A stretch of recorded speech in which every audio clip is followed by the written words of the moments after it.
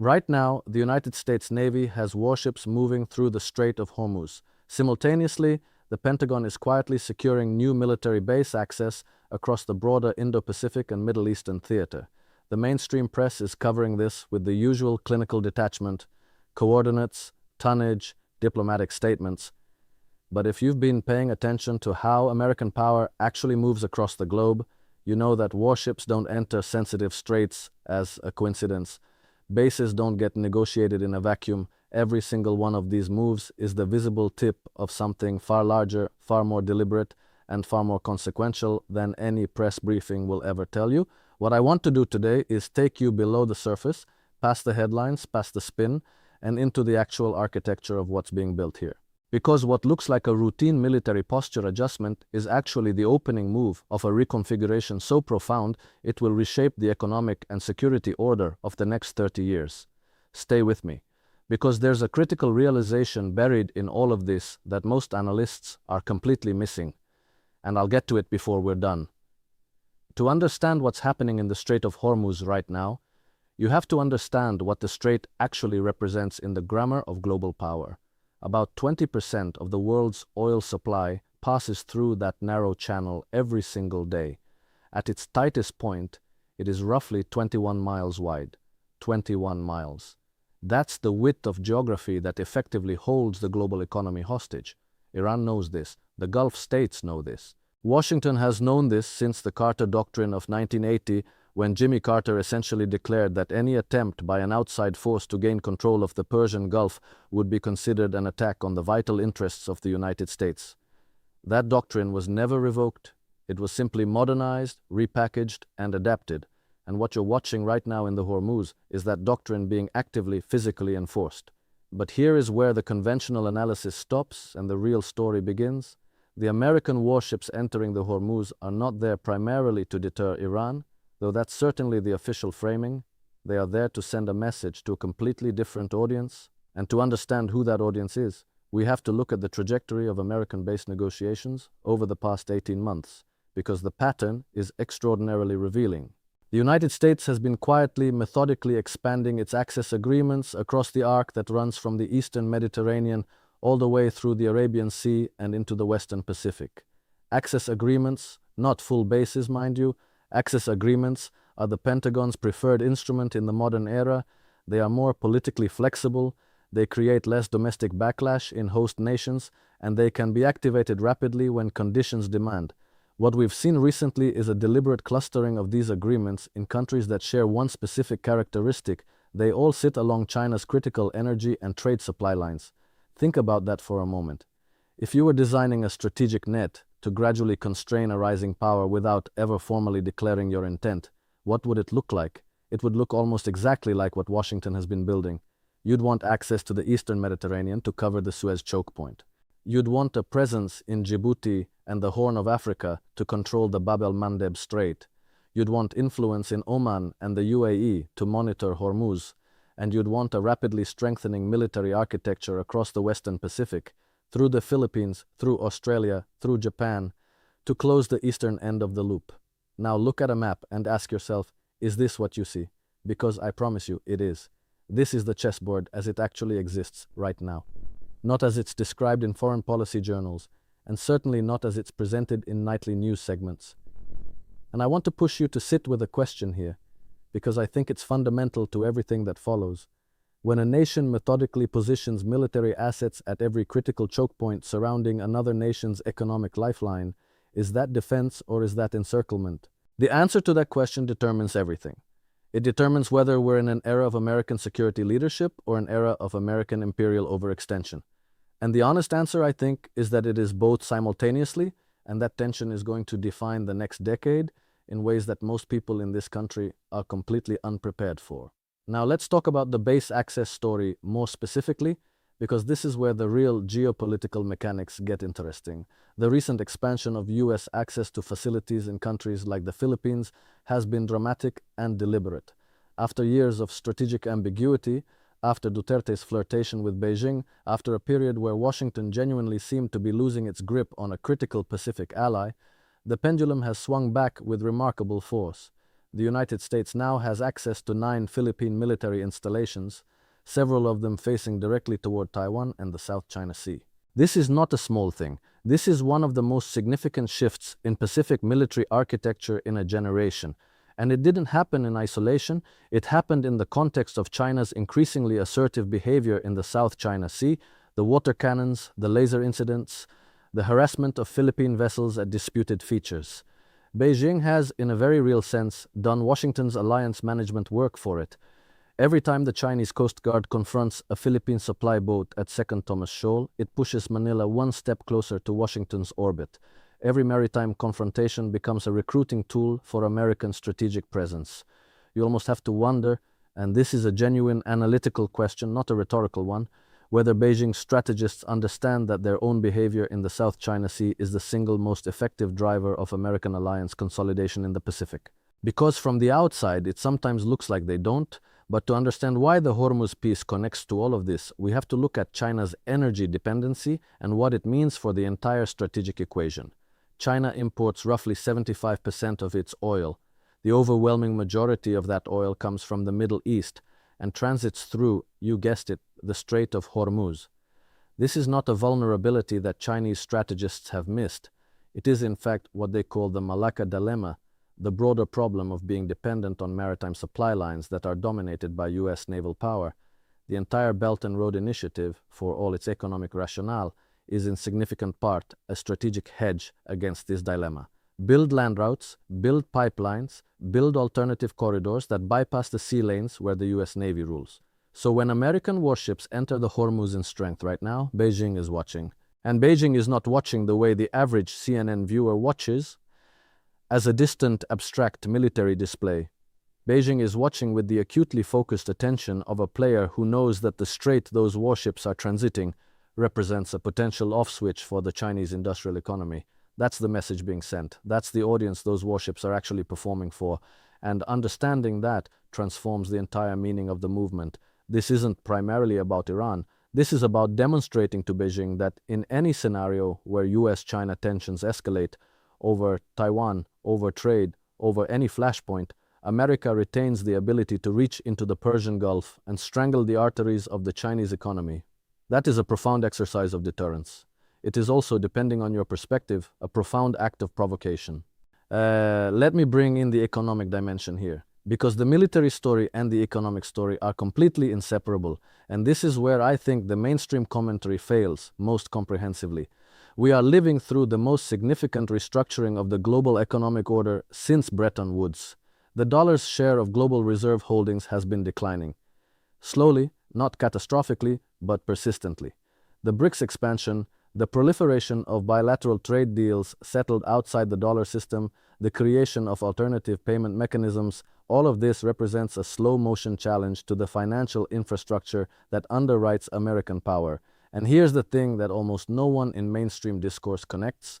The military-based network and the dollar system are not two separate stories. They are the same story told in two different languages. The dollar is the world's reserve currency, in large part because the world's critical commodities, especially oil, are priced in dollars. And oil is priced in dollars in large part because the United States maintains the military infrastructure to guarantee the security of the global energy supply chain. Take away the military presence in the Gulf, and you take away the implicit security guarantee that makes petrodollar recycling work. The warships in the Hormuz are not just geopolitical signals. They are, in a very literal sense, part of the mechanism that sustains the financial architecture of American power. Which means every conversation about dollar dominance, about BRICS, about de-dollarization has to be understood against the backdrop of whether America can sustain the military posture that the dollar system depends upon. And that is a question whose answer is far less certain than Washington's confident public posture suggests. I want you to think about something here, and I'd genuinely love to read your perspective in the comments on this. We are being asked as American citizens to fund and support a global military presence that is primarily justified as protective. Protective of allies, protective of trade, protective of stability. But if that presence is simultaneously a mechanism to constrain China's rise, to enforce dollar dependency, and to project power on behalf of a set of financial and strategic interests that most Americans never get to vote on, is that still defense, or is it something else? This is not a partisan question. It cuts straight through both parties, because both parties have perpetuated this system for decades. What's changed is that the system's costs and contradictions are becoming increasingly visible. Now let me get to that critical realization I promised you at the top, because this is where everything we've been discussing converges into something genuinely important. The assumption underlying the current American strategic posture, the base network, the Hormuz presence, the Pacific consolidation, is that military leverage translates reliably into political and economic outcomes. That was true in the unipolar moment of the 1990s. It was still largely true through the 2000s, even as Iraq and Afghanistan revealed its limits.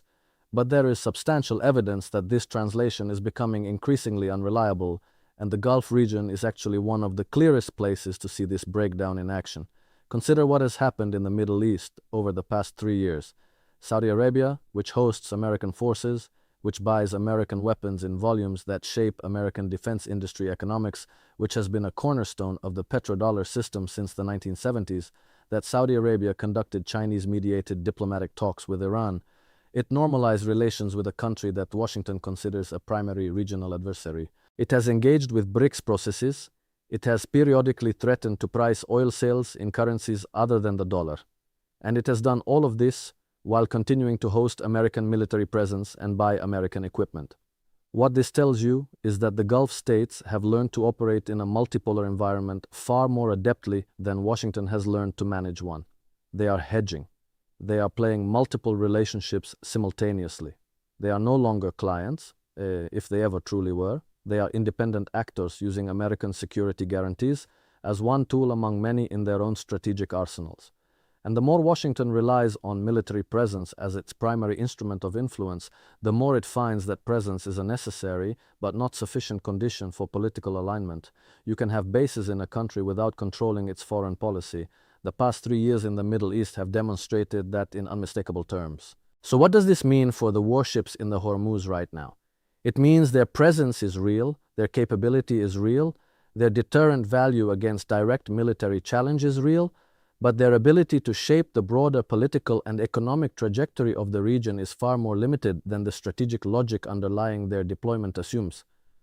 Washington is, in a sense, fighting with the tools of the last order in an environment that is already becoming the next order, and that gap between the tools being deployed and the environment those tools are operating in is where the most consequential risks are accumulating. Let me bring this into an even sharper focus by discussing Iran directly, because Iran is not simply the backdrop to this story. Iran is an active protagonist whose calculations matter enormously.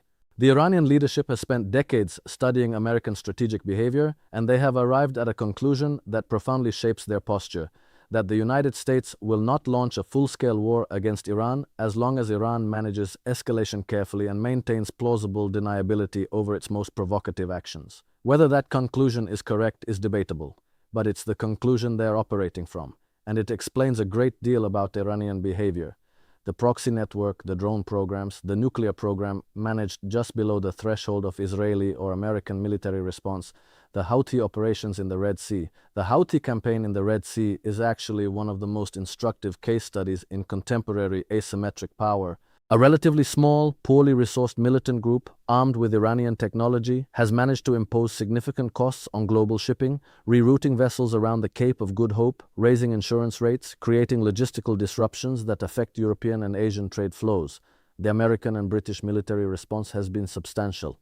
Strikes, naval escorts, significant expenditure of advanced munitions, and yet the Houthi campaign has continued. This is the asymmetric equation that modern military planners find so deeply uncomfortable. The cost of disruption for the weaker party is dramatically lower than the cost of suppression for the stronger party. And when you layer that dynamic over the Hormuz situation, when you understand that Iran could impose enormous costs on global shipping through the strait at a fraction of the cost America would bear to reopen it, you begin to understand why the current American military presence, for all its imposing surface, rests on a more fragile foundation than it appears. And here's the broader pattern I want to leave you with, because I think it's the lens through which the next decade needs to be understood. We are watching the simultaneous occurrence of 3 processes that have never before coincided in quite this way. We are watching the relative decline of the unipolar American moment, not the collapse of American power, but its relative reduction as other centers of capability emerge. We are watching the rise of a genuine multipolar challenge in the form of China. A challenge unlike the Soviet challenge because China is economically integrated into the Western system in ways the Soviets never were, which makes the confrontation simultaneously more complex and more dangerous. And we are watching the stress fractures in the financial architecture that has underwritten American hegemony, the dollar system, become increasingly visible as alternative mechanisms proliferate. Against that backdrop, the decision to expand base access and move warships into the Hormuz is not irrational. It is, in fact, the logical response of a strategic culture that has built its primacy on forward presence and alliance networks. The question, and I think this is the most important question for any serious American observer of geopolitics, is whether the strategic logic of the unipolar era can carry America successfully through the transition to whatever comes next. Because that transition is not coming, it is happening right now.